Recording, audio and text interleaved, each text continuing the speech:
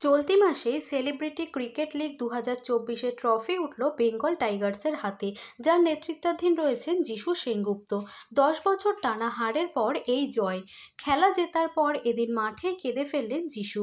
সেই video net মাধ্যমে viral. এই জয়ে খুশিতে ভেসে ওঠেন টেলিপাড়ার একাধিক তারকারা।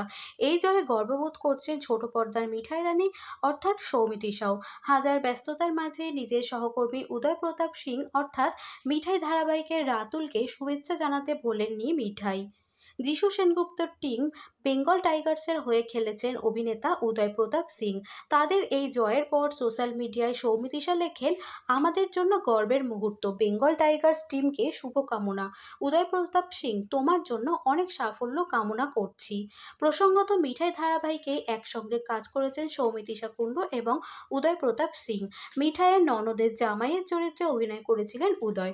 ধারাবাহিক শেষ হলেও রাতুল আর মিঠাইয়ের মধ্যে এখনও বন্ধুত্বের বন্ডিং রয়ে গেছে।